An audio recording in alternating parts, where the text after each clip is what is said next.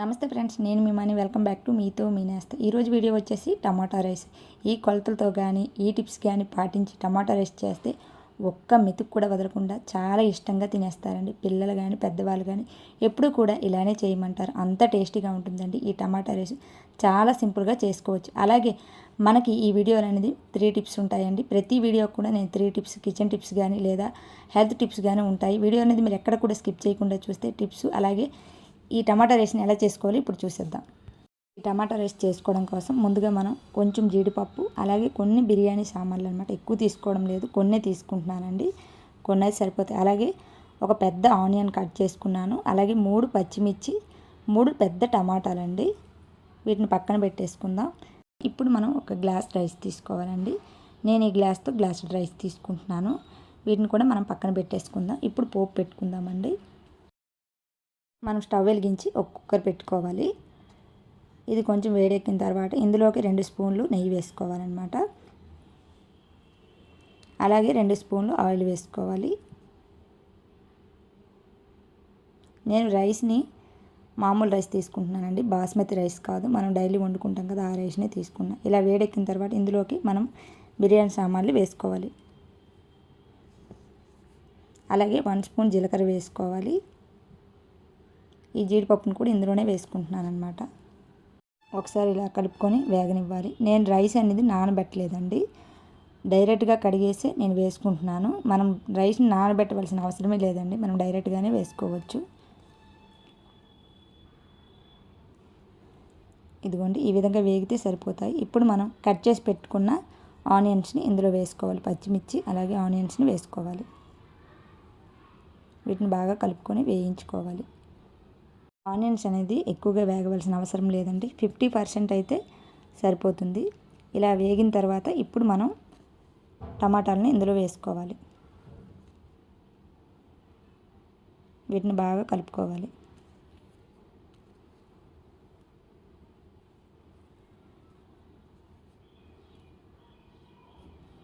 ఇలా కలుపుకున్న తర్వాత ఇందులోకి మనం సాల్ట్ యాడ్ చేసుకోవాలండి.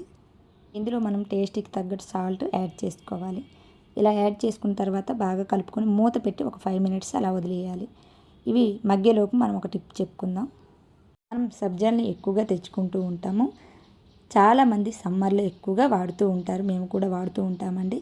ఇవి చలువ చేస్తాయి ఒంటికి అని అనుకుంటారు, కానీ ఇవి చలువ చేయడానికి కాదటండి. ఒంటికి శక్తిని, అలాగే ఎముకల్లో గుజ్జు పెరగడానికి చాలా బాగా ఉపయోగపడతాయని డాక్టర్ మంత్రి సత్యనారాయణ గారు చెప్పారు. అతని సూచనల్ని నేను కొన్ని పాటిస్తూ ఉంటానండి. నాకు తెలిసిన టిప్ని మీతో షేర్ చేసుకోవాలని ఈ టిప్ని అయితే నేను పెట్టాను. తప్పకుండా మీరు కూడా ఈ విధంగా సబ్జాల్ని తెచ్చుకుని 2 స్పూన్లు రోజుకి ఇలా వాటర్లో కలిపి తీసుకోండి. ఎముకల్లో గుజ్జు పెరిగి కీళ్ళ నొప్పులు అనేవి రాకుండా ఉంటాయి. టమాటాలు అనేవి మగ్గిపోయాయి ఏంటో ఇప్పుడు చూద్దాం. ఇదిగోండి, టమాటాలు అనేవి మగ్గిపోయాయి అన్నమాట. ఇలా బాగా ఒకసారి కలుపుకున్నాక ఇందులోకి మనం కడిగి పెట్టిన రైస్ని ఇందులో వేసుకోవాలి. వాటర్ ఏమీ లేకుండా. నేను నానబెట్టలేదండి, కడిగేసి వేసుకుంటున్నాను. ఇలా రైస్ మొత్తాన్ని మనం ఇందులో వేసుకోవాలి. ఇలా వేసుకున్నాక ఒకసారి బాగా కలుపుకోవాలి. ఒకసారి కలుపుకున్న తర్వాత కొత్తిమీరని మనం ఇందులోకి వేసుకోవాలి. కొత్తిమీర అనేది ఇప్పుడే వేసుకుంటే టేస్ట్ బాగుంటుందండి. కొంచెం కొత్తిమీరని ఈ విధంగా వేసుకోవాలి. ఇలా వేసుకున్నాక కలుపుకోవాలి. కలుపుకొని ఒక్క 2 మినిట్స్ అలానే వదిలేయాలండి. 2 మినిట్స్ వదిలేయడం వల్ల రైస్కి ఆయిల్ అనేది బాగా పడుతుంది అనమాట. 2 మినిట్స్ తర్వాత ఇలా కలుపుకొని మనం ఇందులోకి వాటర్ యాడ్ చేసుకోవాలి. మనం ఏ గ్లాస్తో రైస్ తీసుకున్నామో అదే గ్లాస్తో 2 గ్లాసులు వాటర్ తీసుకోవాలి. ఈ కొలతలతో తీసుకుంటేనే ఈ టమాటా రైస్ అనేది పొడి పొడిగా వస్తుంది అనమాట. ఇందులోకి ఇంకొంచెం నేను సాల్ట్ యాడ్ చేసుకుంటున్నాను. అందుకు కొంచెమే వేసుకున్నానండి, ఆ సాల్ట్ సరిపోలేదు, అందుకే ఇంకొంచెం వేసుకున్నాను. దీనికి మనం కుక్కర్ మూత పెట్టేసి 2 విజిల్ రానివ్వాలండి.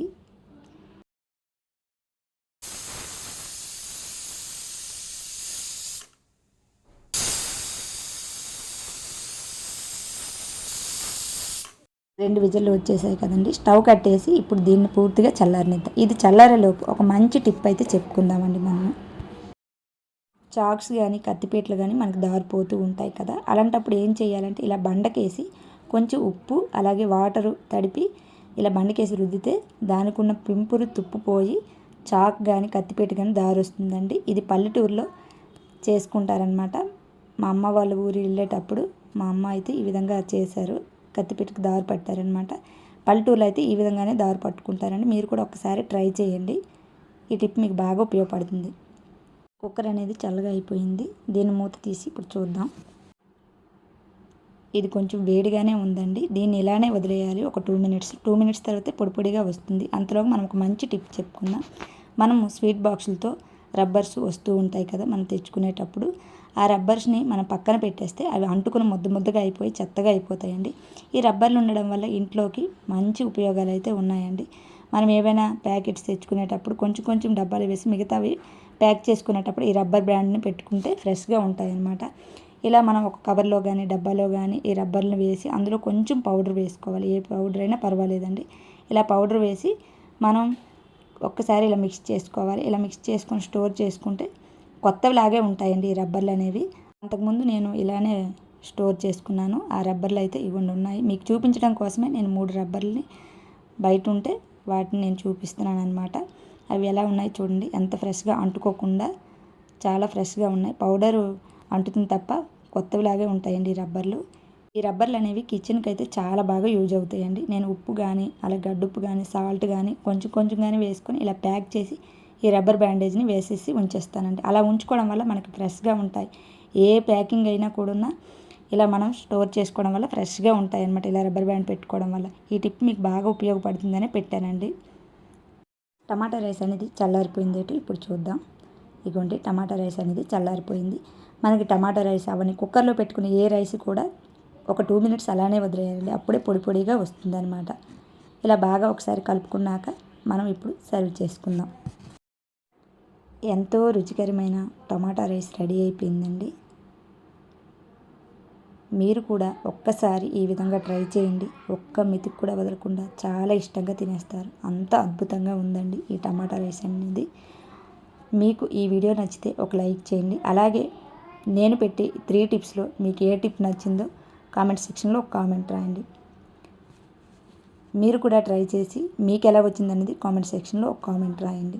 ఇలాంటి మరెన్నో ఇంట్రెస్టింగ్ వీడియోస్ కోసం అండ్ టిప్స్ కోసం వెంటనే నా ఛానల్ని సబ్స్క్రైబ్ చేసుకొని పక్కనే ఉన్న bell and all button click చేయండి. నేను ఏ వీడియో పెట్టినా మీకు ముందుగానే నోటిఫికేషన్ రూపంలో వచ్చేస్తుంది.